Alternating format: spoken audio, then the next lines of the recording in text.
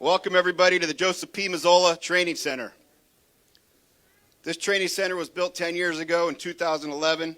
It's a state-of-the-art training center as you see today.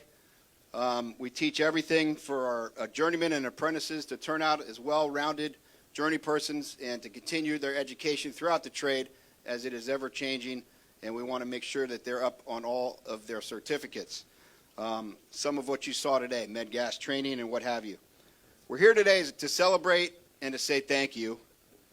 We're here to celebrate the passing of the Infrastructure Investment and Jobs Act.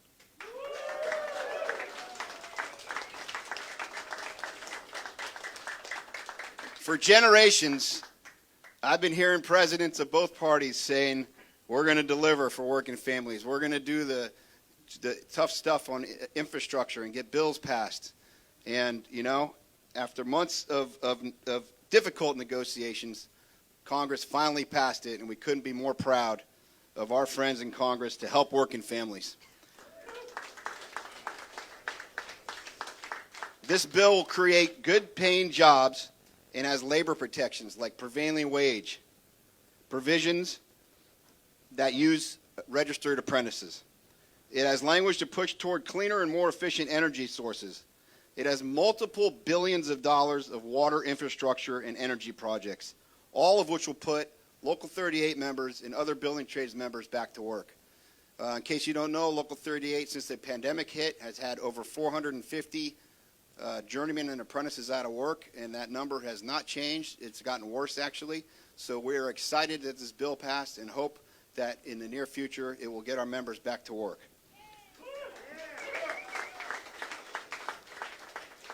Now, who to thank? Obviously, thanks to President Biden, who signed this bill. But there is one person, in my mind, and only one person that is responsible for this bill passing. And I am proud to say that she has been a lifelong friend of UA Local 38 from day one. And I am proud to introduce her now. Ladies and gentlemen, House Speaker Nancy Pelosi.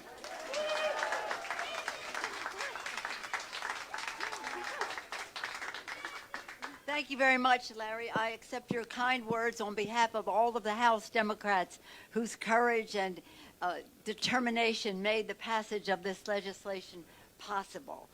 Personally, I'm so honored to be here at the Joe Mazzola Training Center. I knew your grandfather. He was one of the first people who endorsed me when I ran for Congress 34 years ago.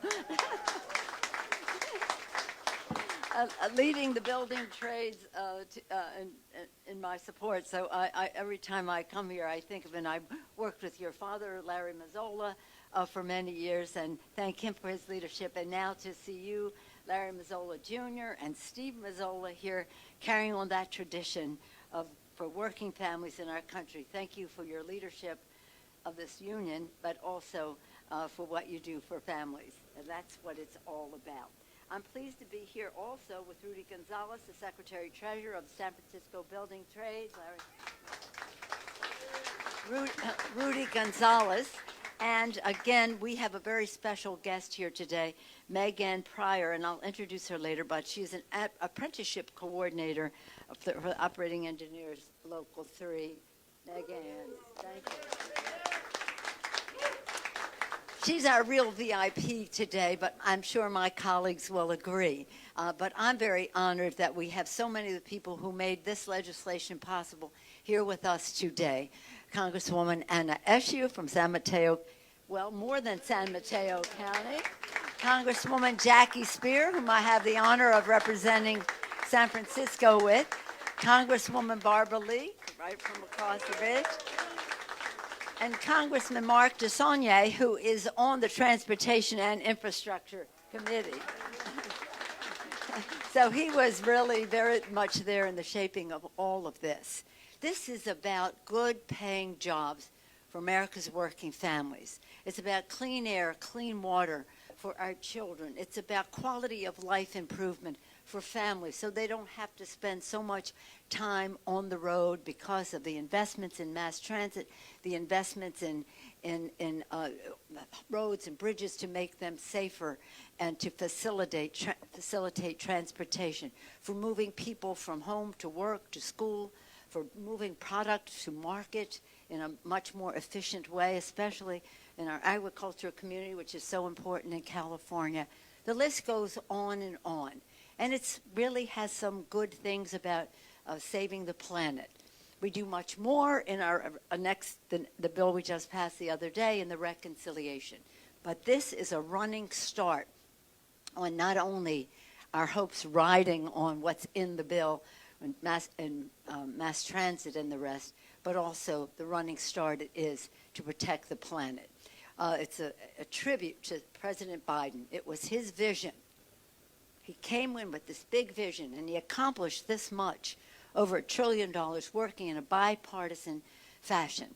But he did say, I will not confine my vision for America to this one bill, and hence we have the legislation that he signed last Monday, but also the reconciliation bill, the Build Back Better.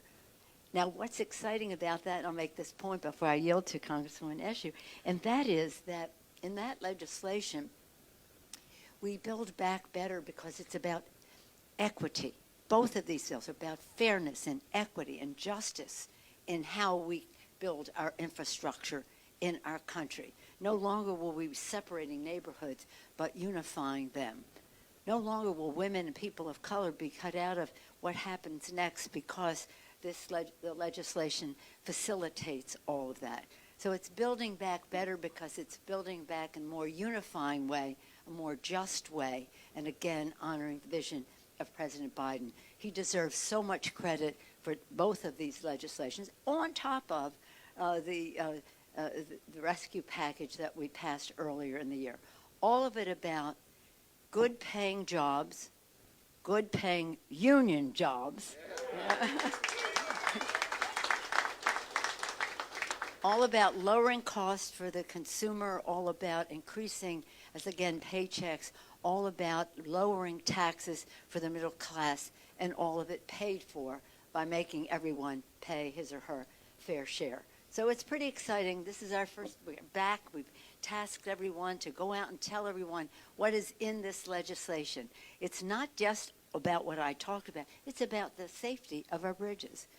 It's about an investment in our airports. The list goes on and on. We can talk more about as we proceed with this. But again, I'm very honored to be here with my colleagues because the courage of the House Democrats really made this possible. The Senate did their work, but we had to sell it in the House as we were selling the other bill. None of this would be possible without that unity. And central to all of that, on one of the committees of jurisdiction for all of this, on the Energy and Commerce Committee, Congresswoman Eshoo.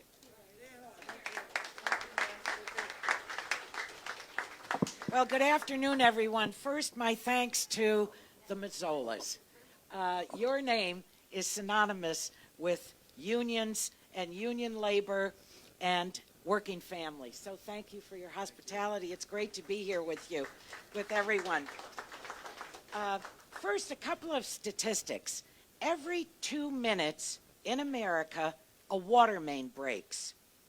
The total amount of treated water wasted every day in our country is about 6 billion gallons or 9,000 swimming pools. Here in the Bay Area, commuters pre-pandemic spent 103 hours a year stuck in traffic. So this legislation is pointed to resolving all of this or more. We knew a gentleman by the name of Felix Rohatyn. He was the banker who rescued New York City from bankruptcy. And he wrote a terrific book called Bold Endeavors, showing how over 150 years, federal investments created the American economic system.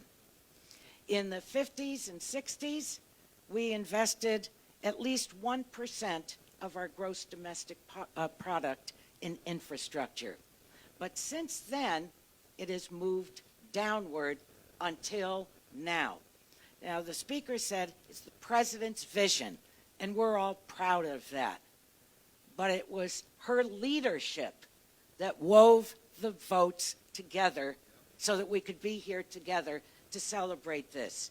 Over the next 5 years, the Bay Area will receive guaranteed $4.5 billion. That's guaranteed. That's guaranteed funding for roads, for bridges, for passenger rail, and public transit. I'm very excited about what this is going to do for Caltrain, because we need to complete the electrification, but we need grade separations for that.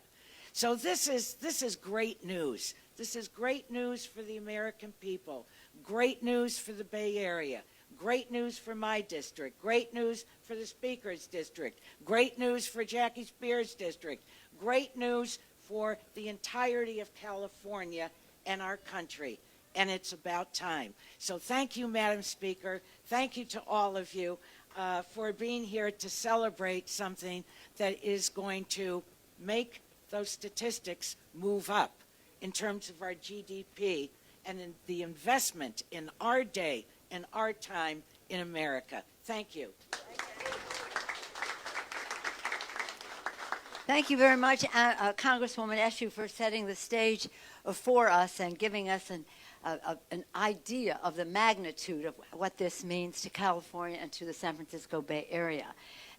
As we proceed and before we hear from our other colleagues, I want to, as I said, introduce our very special person here today.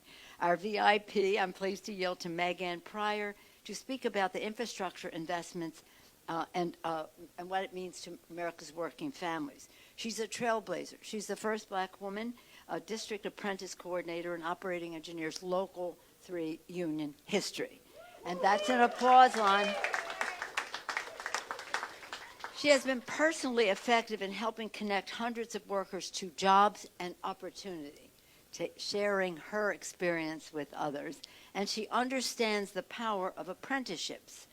Daughter of Bayview, who worked there as an apprenticeship and a journeywoman. We saw the apprenticeship program here at the Joe Mazzola Training Center. We'll hear from Megan Pryor as to her experience. We're so proud of you, Megan. Thank you for joining us today. We're honored by your presence.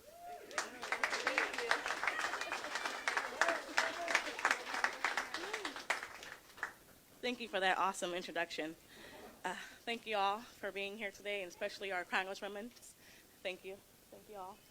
I'm super excited for this bill. Not only is it going to be great for our apprentices, I have one here today at Bonnie Barnes, and she's been great, and it's going to be more work for her and more work for our journeyman operators. You know, yes. It's job security, it's health and welfare security, it's pension security. It means that they are going to be earning a living wage for a long, long, long time. And it's nothing more important than being able to take care of your family. And thanks to the infrastructure bill, they're all going to be able to do that for years to come. And we're really excited, and Local 3 it couldn't be more happier, especially me. I went through the apprenticeship program, like Nancy said. I journeyed out, I graduated, I became a coordinator, and it's so important for me to just help give back and help bring in more apprentices, women of color especially, and this is going to be great. When I go next year to do interviews, I can say, hey, guess what? You guys have job security for the next, 25 plus years. So thank you.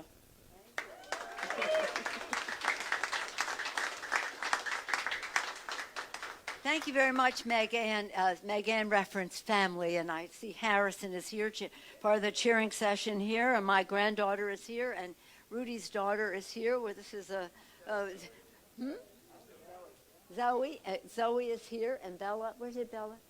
Bella's there, and Harrison is here. Again, it's all about family and the next generation. And what's exciting about what we're doing with the two bills is to enable women and dads, moms and dads, to be in the workforce with their universal pre-K and child care and home health care and like that.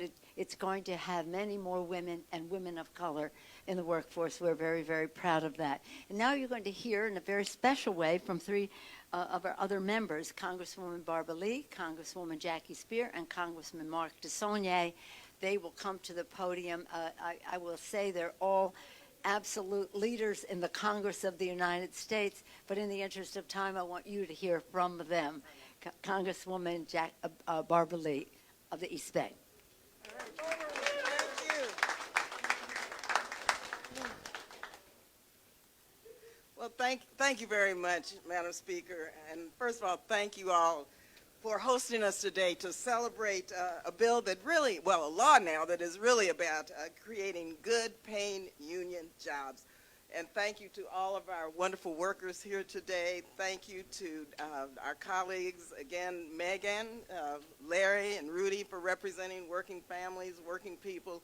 This has been really an amazing experience to take the tour and just to see the work that you're doing that really that's about training, apprenticeship training, and about helping to make sure that everyone has the opportunity to live the American dream. And this Thanksgiving, I'm especially thankful for Speaker Pelosi, whose tremendous leadership, just as with the Affordable Care Act, has delivered this historic accomplishment to bring our infrastructure needs into the 21st century, which will create good-paying union jobs. And so thank you, Speaker Pelosi, for everything that you've done and continue to do and to lead our country during these very difficult times that we faced in terms of helping to save lives and livelihoods. And so, yes, today we celebrate a monumental achievement, the Bipartisan Infrastructure Investment and Jobs Act. This law is a transformational and long overdue investment in this country and its people. For decades, underinvestment in our physical and social infrastructure has widened the economic gap, put communities at risk, and exacerbated racial and economic inequality. And it's not just a lack of investment. Too often, the infrastructure that we built created more inequality. And now this infrastructure law now advances equality, equity, environmental justice, unlike any law that we have ever seen before. It is historic. For example, in my district, construction of the 980 freeway in Oakland isolated the historically black neighborhood of West Oakland and cut it off from the city's economic center. We are now making progress toward addressing those challenges. Also, we will receive billions for low to no emission buses and an expanded EV charging network. These are critical investments for communities in my district that have suffered so long for generations from higher levels of air pollution and childhood asthma rates. It will provide internet access to low-income families across the state. Now, during the pandemic, we've seen that internet access is an equity issue for kids in East Oakland and other parts of my district, and we need to close that gap. California alone stands to benefit from billions in investments to improve highways and bridges and public transportation and water infrastructure. Also, it will help protect communities like Oakland and Berkeley from another devastating wildfire like the one we experienced 30 years ago. And so together with the Build Back Better Act, this is the largest investment ever made to address climate change and global warming, which we must do to protect cities like in my district of Alameda and all of our cities around the Bay from rising sea levels. And yes, the bill will help deliver clean water to all and will help to eliminate lead service lines. So we're definitely going to create good paying jobs for pipe fitters and plumbers and for everyone who is working to make sure that our young people have access to clean water. And so I'm just excited, yes, Congresswoman Eshoo, excited for my district, excited for California, excited for the entire Bay Area for what the Speaker has led us to do. And moving forward now, I just want to thank the Speaker again for fighting hard to make sure that President Biden's economic agenda gets through the Senate, the Build Back Better bill, which will now significantly cut the costs of child care, reduce childhood poverty, address the climate crisis, increase affordable housing, and make many, many other meaningful investments in the quality of life for all of our families. And so thank you again. Thank you, Madam Speaker. We're going to continue to fight alongside with you to make sure that both of these bills now will allow us to not only build back better, but to build back bolder. Thank you again very much.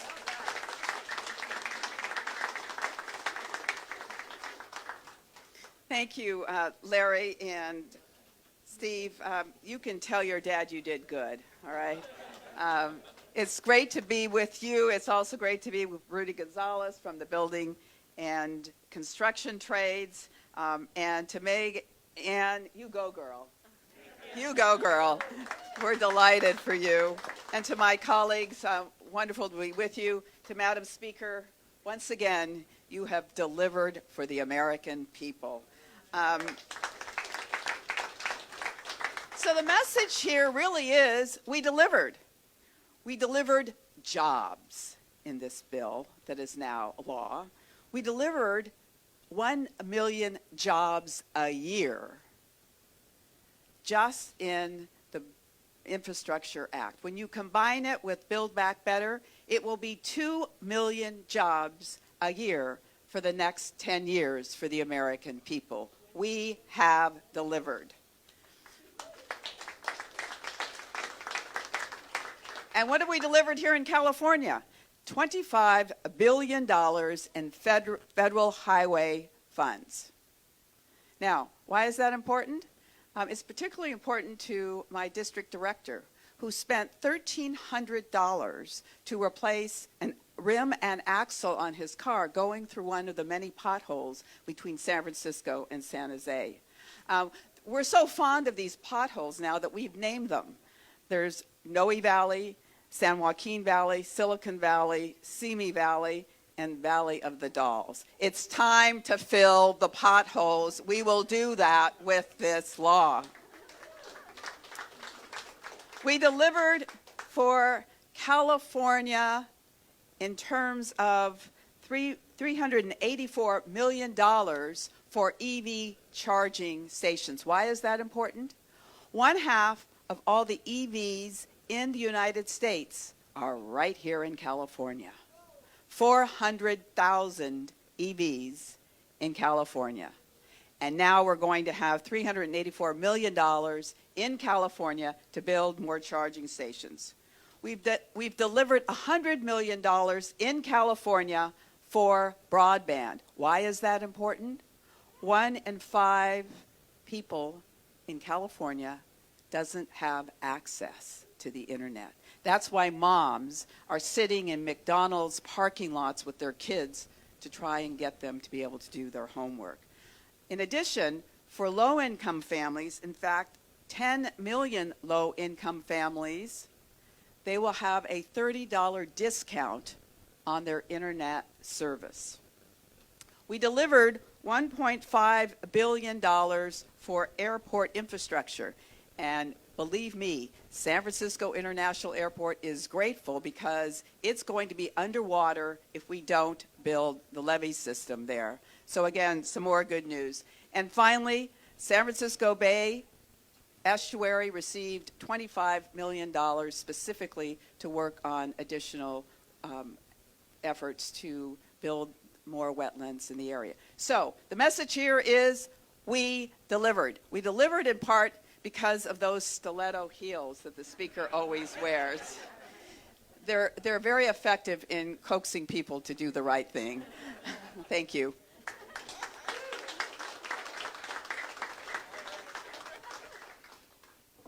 I don't know how I follow that and stay out of trouble. I just want to thank you all for being here. This is so inspiring for all of us, and there's not enough platitudes really to express how we feel about our leader.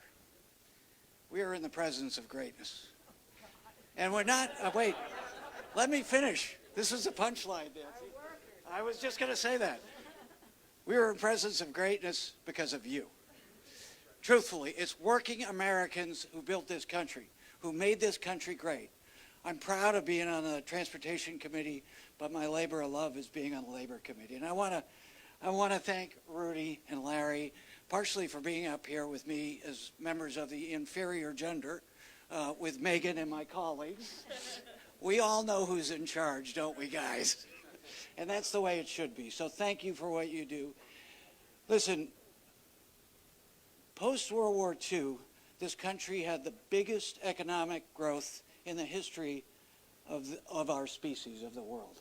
And it was because 1 in 3 American workers were in a union. We're not just rebuilding this country. We're rebuilding the workforce to look like that workforce and reflect what this workforce is today: diverse, inclusive, and visionary. In California and the United States, we're not afraid of the future. We run towards it. And that's because of you. You lead us. So thank you for what you do. Thanks for being here.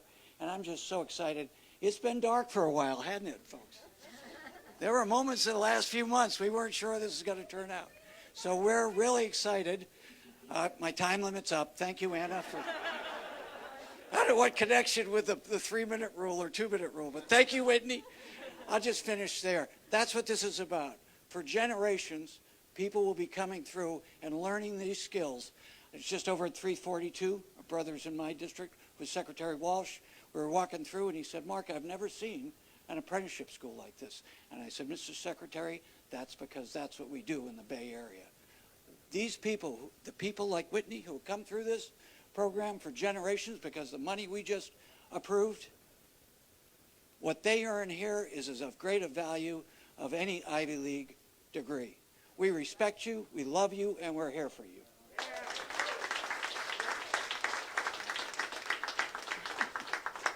That's why the president calls this bill the Blue Collar Workers Bill. And it's now my honor and privilege to introduce the leader of many of the blue collar workers in our community. Rudy Gonzalez was acknowledged earlier. Rudy is the Secretary Treasurer of the San Francisco Building Trades Council. Formerly, he was head of San Francisco. I'm particularly honored that he brought Zoe today as we prepare for the future, again with Bella, her mom Christine, and Harrison, a family affair. Whitney, and just thank you, you and Megan, for showing us the future. With that, Mr. President, Rudy Gonzalez. Secretary Treasurer. Thank you. Thank you, Madam Speaker. I have the distinct honor of representing 32 craft unions in San Francisco that make up and comprise the San Francisco Building and Construction Trades Council. And we talk a lot about our active members, and you see them out in the field, but sometimes we skip ahead and we don't take time to really recognize and honor the people who are committing their lives, who are committed to the apprenticeship program, who here before you are going to spend 10,000 hours of a career both in the field and in the classroom honing and mastering their crafts. And we really want to give it up to our apprentices today who are committed to that. Now they're building more than infrastructure, and we're very grateful to the leadership in Congress. We could not be happier of our own hometown heroes like Congresswoman Nancy Pelosi. Give it up for Nancy Pelosi. But I have to say, I also get to represent another special group of people. People like Megan's future kiddo that's coming along here very soon. People like Chris, the operating engineer's son Harrison, like RJ, the plumber's daughter Alexa, like me, the Teamster's daughter Zoe, like Christine's daughter Bella. It's really why we do the work. It's more than a talking point. It's a true investment in the infrastructure and the greatest asset we have as a country. It's the future of our American workforce. It's as diverse as the workforce we see today. In fact, it's better because it's skewing more heavily women, and I'm so excited about that and your leadership, Megan. We have shovel-ready projects right now in San Francisco. And you heard some amazing statistics about California and the nation in general. I can tell you right now, we have high-speed rail ready to go. And we're going to be sharpening our pencils and applying for these grants. Just down the T-line from here, we have the Transit Center. It's a state-of-the-art, once-in-a-generation transit facility with a train box ready to go, with up to 10 million hours of craft work. And that's not just for people who carry a union card today. That's for our future and for kids and for people in the community to carry that union card tomorrow. So we're very grateful for our hometown heroes, and we have to also acknowledge Vice President Kamala Harris and President Joe Biden for sticking to it. Those of us in organized labor know a little something about competing interests and trying to herd very important leaders, all in their own right, all with their own constituencies to serve, and understanding that we are stronger together. Democrats have delivered on that promise. Speaker Nancy Pelosi has delivered with her leadership, and we know that we can realize the Build Back Better agenda to invest in the human infrastructure that keeps us all sustainable and able to live in this planet, and we can also champion the PRO Act. The House is leading the way for working class people and to bring the next generation into good unions. So we're going to stand with you, Speaker. We're never going to agonize even in those dark moments. We're going to organize. So thank you, Madam Speaker, and thank you to all of you. Alexa, Harrison, Zoe, Bella, come up here for a photo for the future. And the future. What the distinguished Secretary Treasurer said about the PRO Act is very important, because the right to collective bargaining is essential to respecting our workforce in our country. In addition to that, though, I want to acknowledge that in the rescue package, the first bill that was passed and signed in March by President Biden, the rescue package, that bill had the pension plan, the pension legislation in there to honor the work, the lifetime work of our workers. So we've had a very pro-union agenda, because that is pro-American. We do believe that the middle class is the backbone of our democracy, and that the middle class has a union label on it in our country. So I just want to say one more thing to Steve and to Larry Jr., and that is, in this bill, there's something about the children that is so important. It's getting the lead out of the pipes. And that has caused such a problem for children, their ability to learn and grow and the rest. And this is, for us, it was not just an issue, it was a moral responsibility. And it is something that you all know are going to be able to correct so much because of the resources that are in the legislation. Get the lead out for the children. With that, yeah, right, Harrison. There we go. So with that, on this subject, we'd like to take some questions, if you have some questions on this subject. Okay, well, thank you all very much. Have a happy Thanksgiving.